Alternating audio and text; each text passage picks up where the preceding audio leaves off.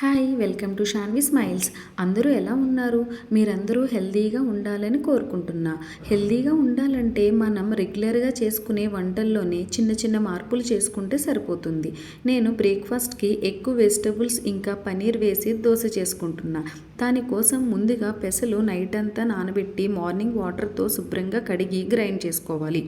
కొద్దిగా సాల్ట్ వేసుకుని కలిపి పక్కన పెట్టుకోవాలి. మన రోజు స్టార్ట్ అయ్యేది బ్రేక్ఫాస్ట్తోనే కదా.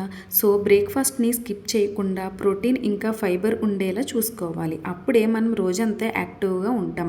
ఇక్కడ ఫైబర్ కోసం నేను క్యారెట్ ఇంకా బీట్రూట్ని తీసుకుంటాను. వాటిని పీల్ చేసుకుని వాటర్తో శుభ్రంగా కడిగి తురుముకోవాలి.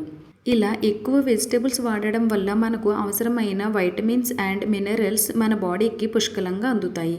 ఇక్కడ ప్రోటీన్ కోసం నేను పన్నీర్ని స్మాష్ చేసుకుంటున్నా. ఇంకా చట్నీ కోసం నేను టమాటో, అల్లం, పచ్చిమిర్చి ముక్కలుగా కట్ చేసుకుని వాటర్ వేసుకుని బాయిల్ చేసుకుంటున్నా.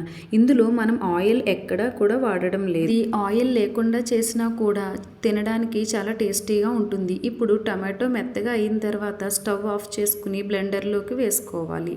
ఇలా వేసుకున్న దాంట్లో ముందుగా వేయించిన పల్లీలను, ఇది కూడా నూనె లేకుండానే వేయించాను, ఇంకా కరివేపాకు వేసుకుని గ్రైండ్ చేసుకోవాలి. ఇలా కరివేపాకు వేయడం వల్ల ఎక్కడ తీసే ఛాన్సే లేదు. ఇప్పుడు హీట్ అయిన దోశ ప్యాన్ మీద పెసరట్టు వేసుకుని దీనిపైన తురిమిన క్యారెట్, బీట్రూట్, పనీర్ వేసి కాల్చుకోవాలి.